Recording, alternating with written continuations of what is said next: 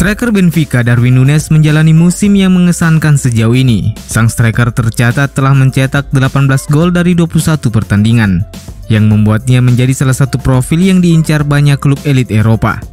Menurut laporan AS, seperti dikutip dari Sempre Milan, striker Uruguay tersebut masuk menjadi bidikan Atletico Madrid, Barcelona, dan Manchester City. Selain itu, dua Milan, Inter, dan AC Milan juga tertarik merekrutnya. Namun rencana kedua klub itu digambarkan sebagai misi yang mustahil. Itu karena klausul rilis Darwin Núñez yang sangat mahal yang mencapai 80 juta euro, dan pihak Benfica tidak berniat menegosiasikan dengan kesepakatan rendah. Baik Rossoneri maupun Nerazzurri disebut ingin mencoba meyakinkan Núñez untuk hengkang ke Italia, tetapi mereka sepertinya harus mundur teratur bahkan sebelum kontak dengan pihak sang pemain dimulai.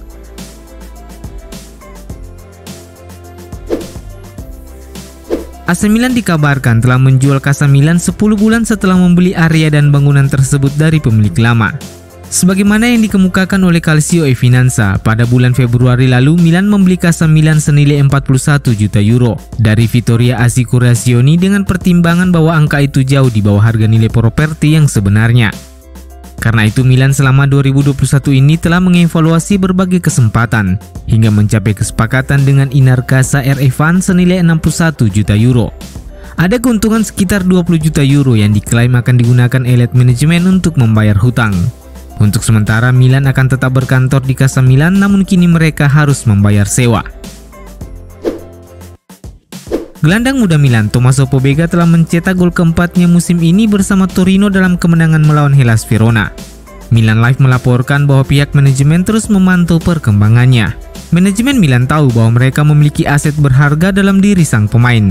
Oleh karena itu mereka menetapkan harga yang tinggi untuk Pobega. Pemain 22 tahun tersebut telah menarik minat Torino untuk mengubah status peminjamannya menjadi status permanen. Tapi mereka perlu mengeluarkan biaya yang cukup mahal karena Milan kini menetapkan harga 40 juta euro kepada pemain mudanya tersebut. Dengan potensi akan absennya Fode Ballo-Touré karena akan terlibat bersama timnas Senegal di Piala Afrika, membuat manajemen Milan dikabarkan mulai mengintip peluang untuk merekrut seorang bek kiri baru di bursa transfer Januari. Planeta Milan melaporkan bahwa salah satu sosok yang kini menjadi subjek pantauan adalah Abdou Diallo dari PSG. Mantan pemain Borussia Dortmund tersebut telah memainkan 13 pertandingan sejauh musim ini, tapi lebih banyak dilaluinya sebagai pemain pengganti. Suatu kondisi yang menggambarkan bahwa ia bukanlah pilihan utama Mauricio Pochettino, sehingga potensi sang pemain untuk mencoba tantangan baru di klub lain cukup terbuka saat ini. Abdou Diallo tak hanya mampu bermain sebagai seorang bek kiri, tapi juga bisa memerankan peran sebagai bek tengah. Oleh karena itu, ia juga bisa digunakan untuk menutupi ketidakhadiran Simon Kjær yang akan absen hingga akhir musim. AC Milan terus dikaitkan dengan sejumlah target di lini tengah, mengingat Frank Kessie saat ini sepertinya lebih dekat untuk meninggalkan San Siro di akhir musim nanti, daripada memilih untuk tetap bertahan. Menurut Calcio Mercato, Milan terus memantau situasi gelandang Borussia Mönchengladbach Florian Neuhaus. Pemain 24 tahun itu tampaknya terbuka untuk hengkang di bulan Januari ini karena kesulitan mendapatkan peran utama. Laporan tersebut turut menambahkan bahwa Napoli juga turut mengincar Neuhaus di jendela transfer bulan Januari ini. Sementara pihak Mönchengladbach sendiri disebut terbuka untuk melepas pemainnya itu dengan kesepakatan peminjaman dengan kewajiban membeli senilai 15 juta euro. AC Milan dikabarkan telah memulai pembicaraan dengan seorang agen mengenai kemungkinan kesepakatan untuk memboyong Everton Soares dari Benfica. Laman olahraga UOL Esporte baru-baru ini melaporkan bahwa masa depan Everton di Benfica tengah berada dalam situasi yang sulit, mengingat sang pemain mengeluhkan posisi barunya di bawah pelatih Jorge Jesus. Penyerang 25 tahun itu banyak dirotasi di beberapa posisi di lini serang, mulai dari pemain sayap, second striker hingga bermain sebagai seorang playmaker, yang membuat kontribusinya berkurang dengan hanya mencetak 4 gol dan 5 assist dari 25 pertandingan. Situasi tersebut menimbulkan kondisi yang tidak kondusif antara sang pemain dengan pelatih Jorge Jesus, dan Benfica disebut mungkin akan mempertimbangkan untuk melepasnya jika mendapatkan tawaran yang menarik.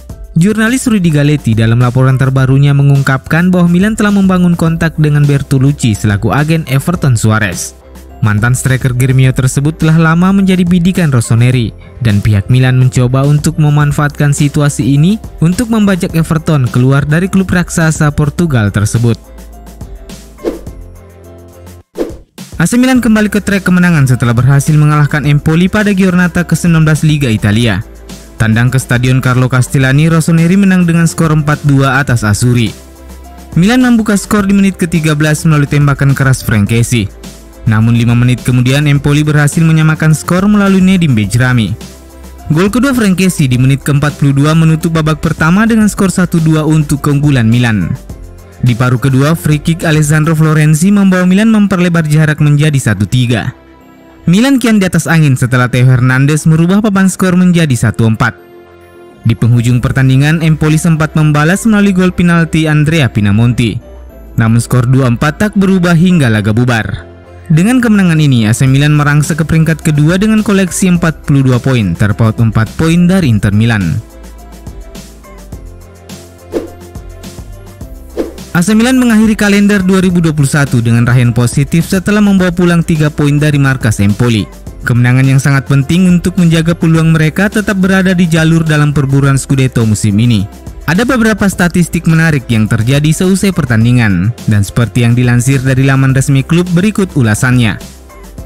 AC Milan adalah tim kedua dalam sejarah Serie A yang memenangkan setidaknya 17 pertandingan tandang di Liga dalam 1 tahun kalender, setelah Napoli yang mengemas 18 kemenangan tandang di musim 2017. Tak ada satupun tim yang mencetak lebih banyak gol tandang daripada Milan di tahun 2021 di 5 liga top Eropa dengan 52 gol, sama dengan perolehan gol tandang Manchester City.